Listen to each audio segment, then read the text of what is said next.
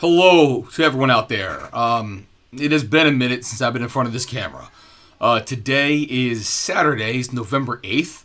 It's about 4:30 in the afternoon. Usually never do these things later in the day, but I finally got my notes together on this one book because I just read it, or finished reading it like 2 nights ago. So it was really fresh in my mind. I was able to knock it out pretty fast on this nice, quiet Saturday. Not sure exactly how quiet this is going to remain. I know in the other room, my oldest boy has a friend over, and they just shout the whole time, so we might hear some background noise from that. But without further ado, we are going into C.S. Lewis's masterpiece called The Chronicles of Narnia. Okay, this one specifically is called The Magician's Nephew. It's published by Harper. And for you today, this is the 78th installment of a Joe's Book Review. I'm going to discuss what I'm currently reading. This actually is the most current, although I do have a pile next to me of at least 3 others I never got around to yet. But I'm trying to get some stuff done around here. This episode is going to be a small little departure from the norm. Because, like I said, this is a book that I'm actually reading my son at night. My wife and I take turns between our 2 boys and just switch places each night of who takes who to bed. The 5-year-old's pretty easy sometimes. He's actually an autistic child who just recently, like a month ago, learned how to read books of his own. And I'll tell you what, that was such a proud moment I had. They have a library about once a week or so when they're in grammar school. And he's in kindergarten, and he likes these Mo Willems books. It's like Elephant and Piggy.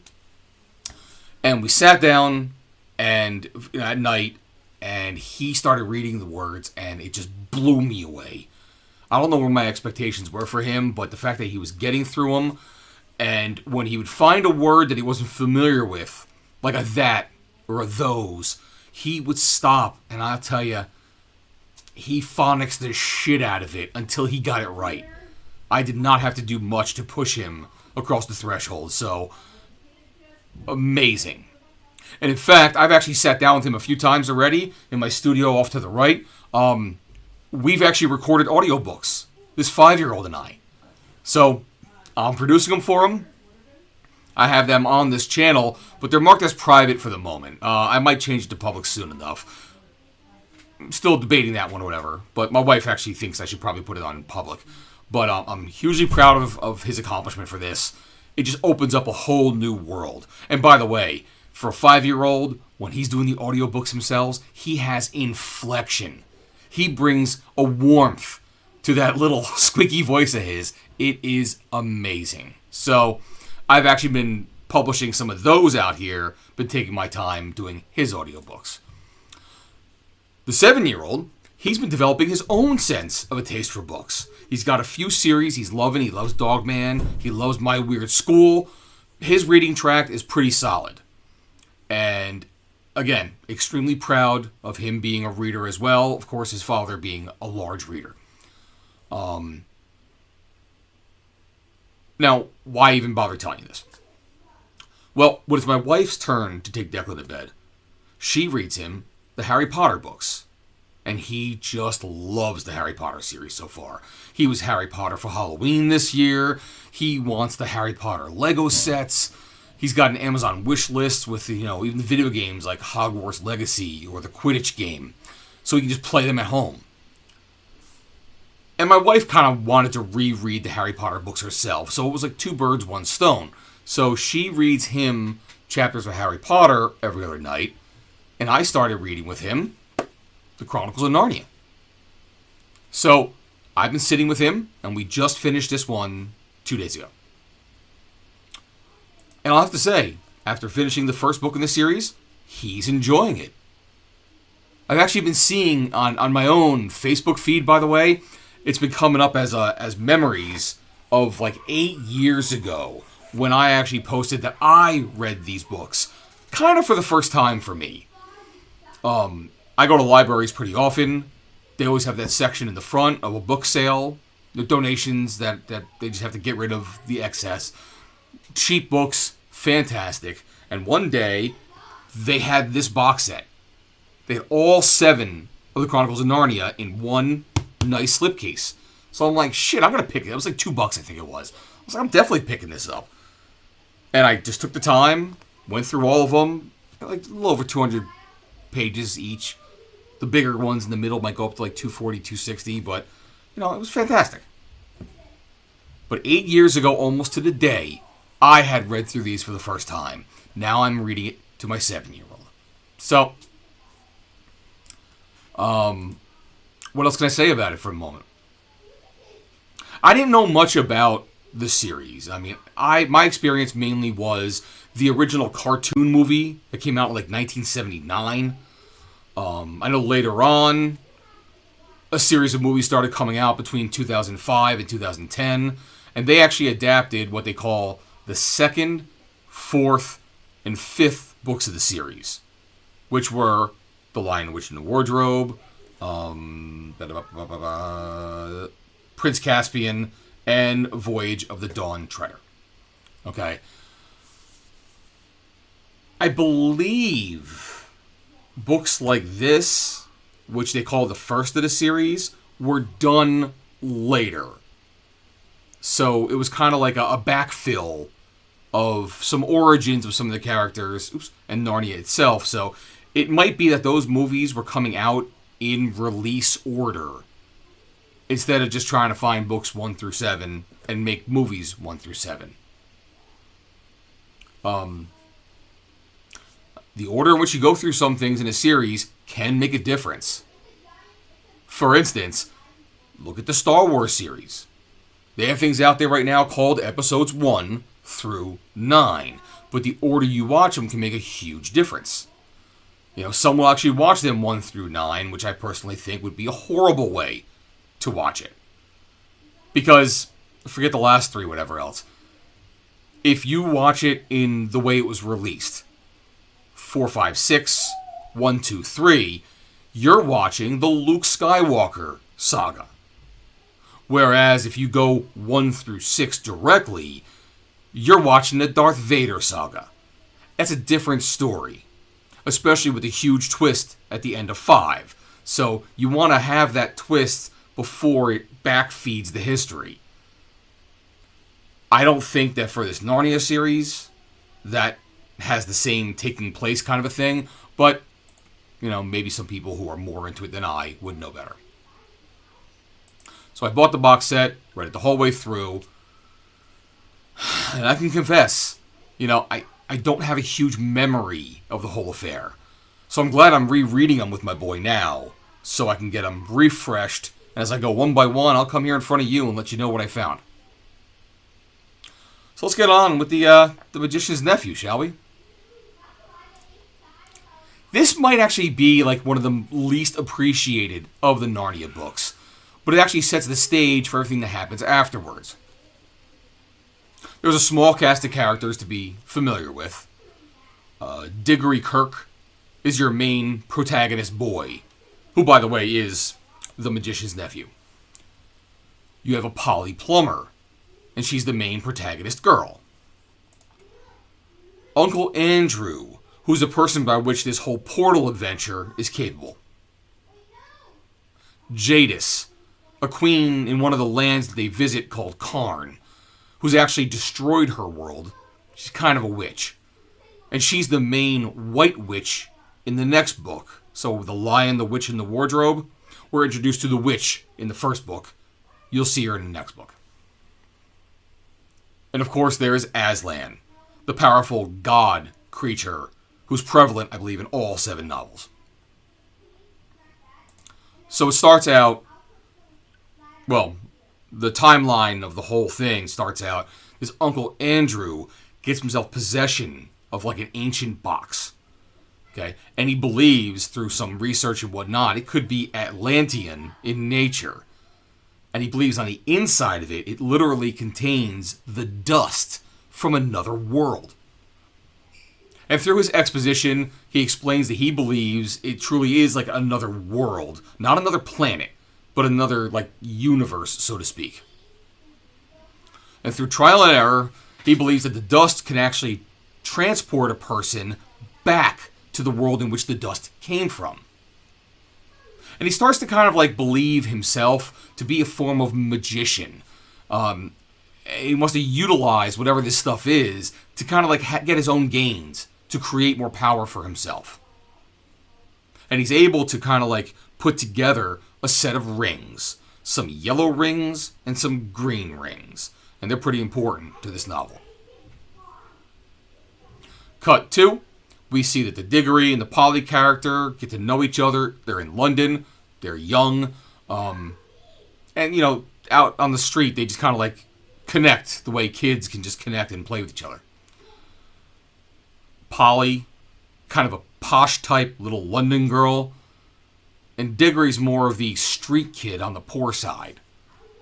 So their opposite natures tend to give and set up the friendship betwixt the two of them. And Diggory himself is kind of down in the dumps already, because his mother is ill. So that's why he's actually staying like with his uncle and his aunt while she is bedridden and they're trying to take care of her. Well, la-di-da-di-da. Eventually, the two find themselves up in Uncle Andrew's attic. And Uncle Andrew is telling his stories, and he's kind of scaring them with his lust for like wizarding power.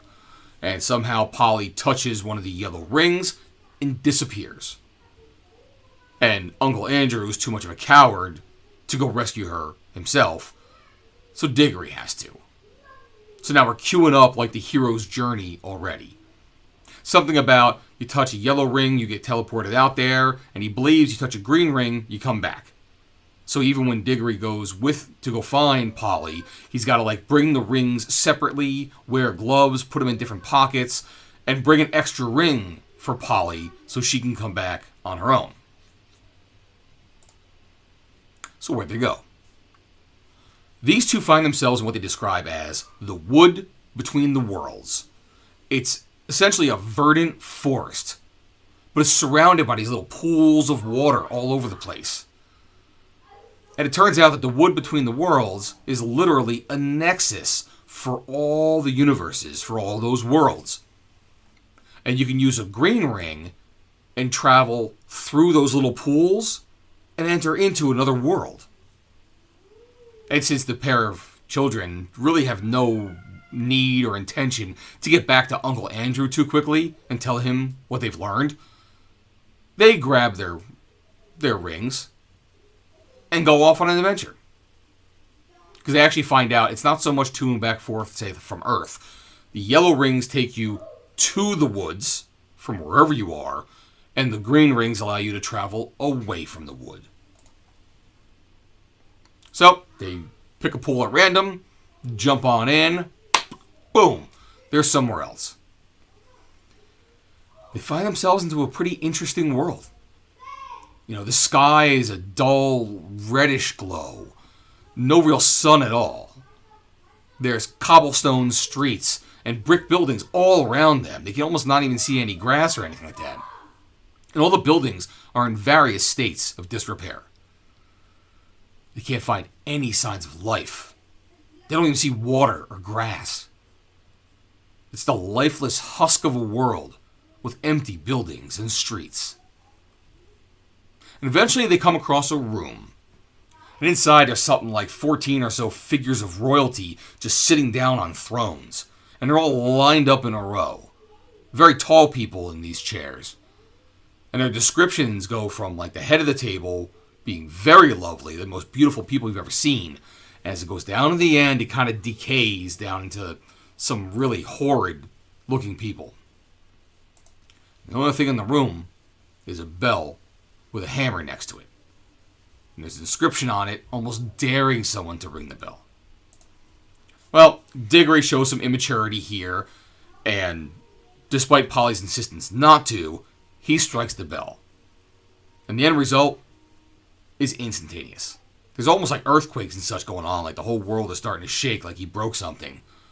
But the queen at the front of the line all of a sudden kind of like wakes up and stands up, comes to life. This is the witch, and the queen is named Jadis. And we learn, through their tete-a-tete, that Jadis is the one who destroyed the world. This world they call Karn. She used a magic called the Deplorable Word, and ended up just destroying everything in a insanely jealous thing with one of the other queen or princesses at the time.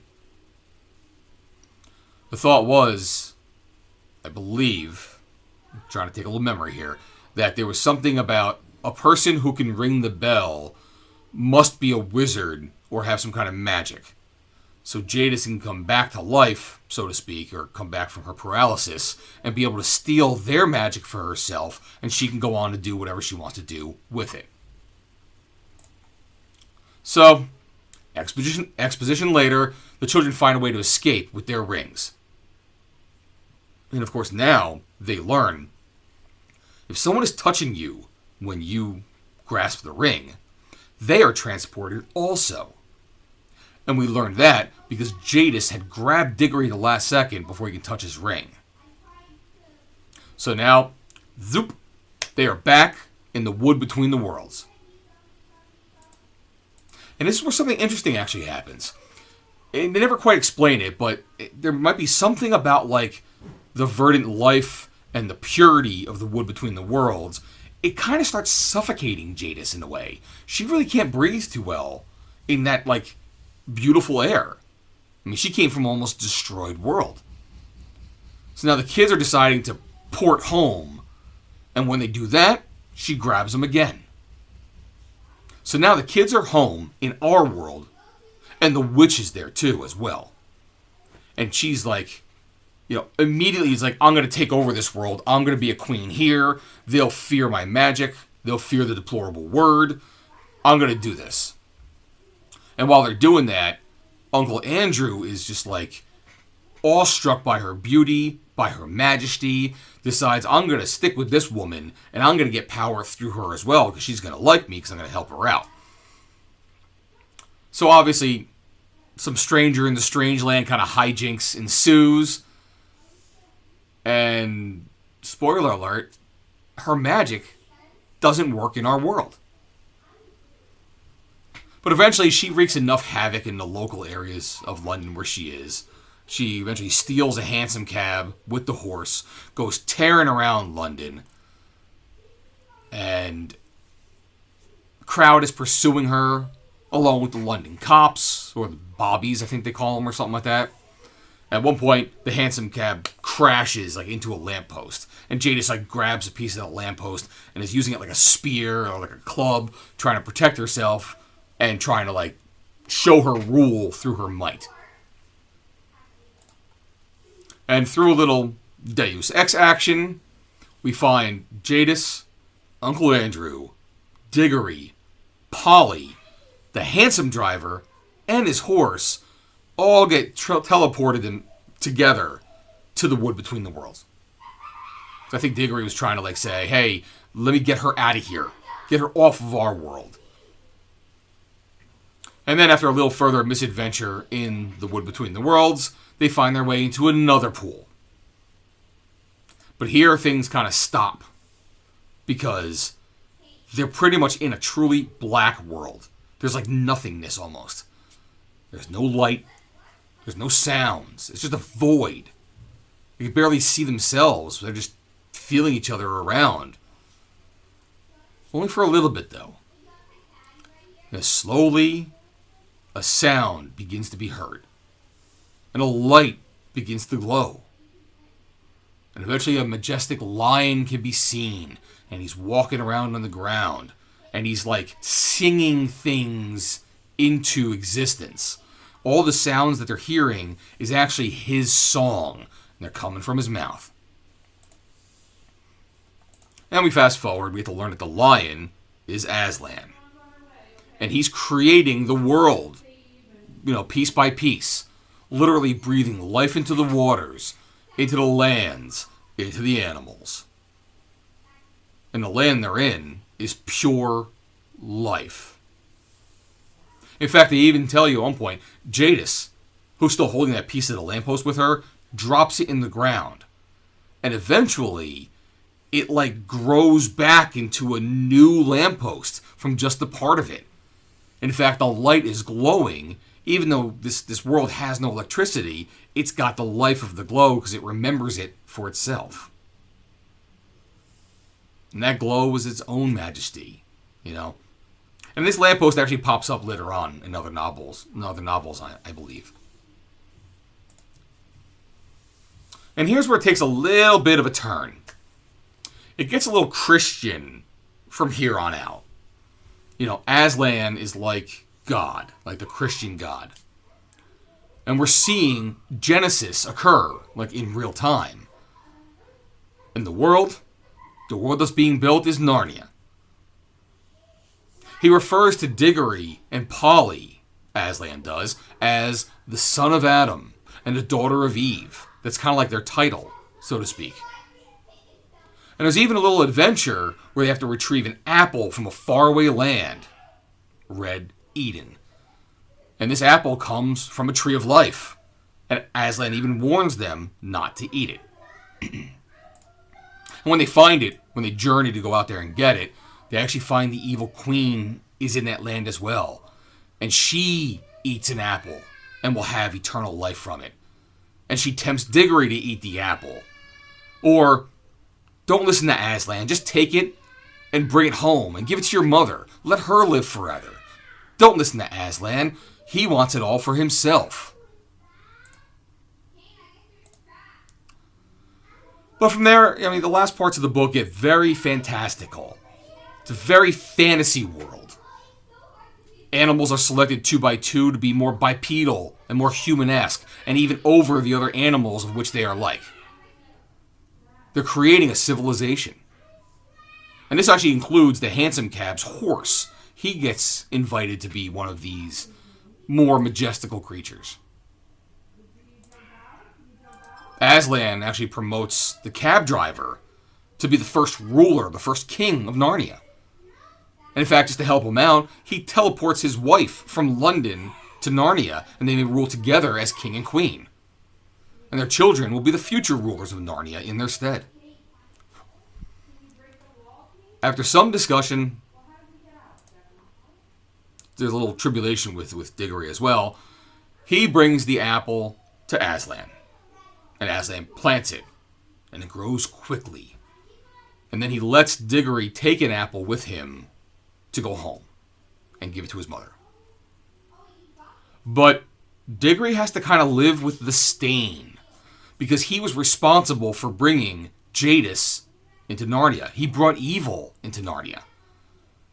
And he's going to need to return in the future because Aslan already knows there's going to be a future problem with this queen. Well, there are future books, so you got to kind of set up the antagonist. And then Aslan kind of tells him, you don't need the rings anymore. Narnia will always be here for you. You will find ways to get here. So he even joins him on the way back. They go back to the Wood Between the Worlds. They actually find the pool that originally led them to Karn. And it's all dried up. And he says, there's no more water there because Karn is dead. It's gone. There is no more pool.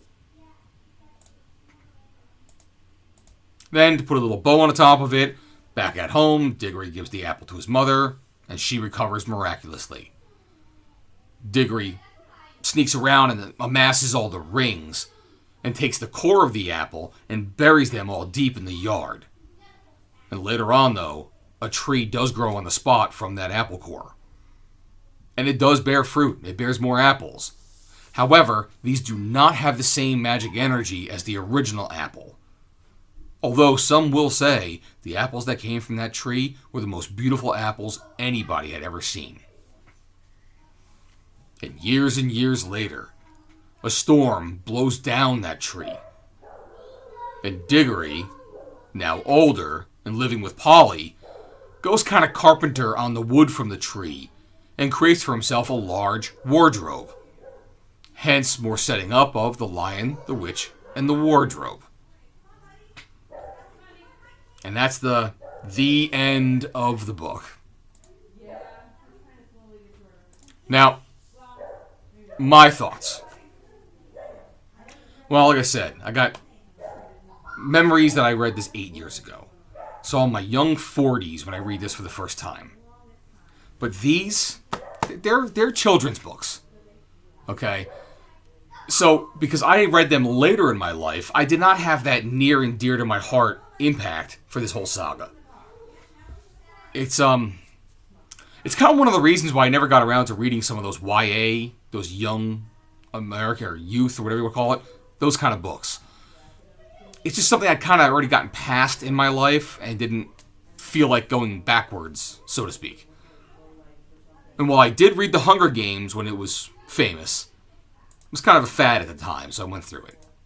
But I'll say I never attempted, the Maze Runner saga, Divergent, the Mortal Instruments with that City of Bones and such, Percy Jackson, or anything with that dystopian future and the teenagers, the only one who's going to save us, because apparently there is always some kind of Republican council that just rules everything while everyone else is eating the rats in the street, and they have to overcome that kind of thing. So, I'm not saying I'm against those books, by the way, or your enjoyment of them. I just think that my tastes had moved on elsewhere. Moving on, I think this is a great series to actually read with my son. Maybe he'll have an attachment to it being 7 years old, and as I read it to him, he'll really get into them. And it would be lovely if he joined that enjoyment of these books with memories of his father. But what I can say about this book in particular, is I did appreciate the pacing of the story. It really does follow its own breadcrumbs from point A to point B to point C to point D and so on. And each chapter is a true add-on to the story as it moves you along. I saw many occasions where they could have been extras thrown in for really no good reason, except for maybe just entertainment or throwing more fantasy at you. There could have been other side quests to the other pools that led to other worlds, just to show the difference in places. But it stuck to a through point. Sorry about that. But it stuck to a through point and brought you along to its natural ending. Now, that could have been easy to do because they had already written and released some of the subsequent books. I think this book, the first one, and the last one, and possibly the Silver Chair, which is 6 in the series, were written after the fact. So, you're just going through the origins. Like I said, I don't recall the details of the preceding stories to remember if the White Queen ever referred to herself as Jadis, or any such thing. I don't know if it was truly necessary to provide an origin for the wardrobe, but it could be nice just to check off that box in a prequel book.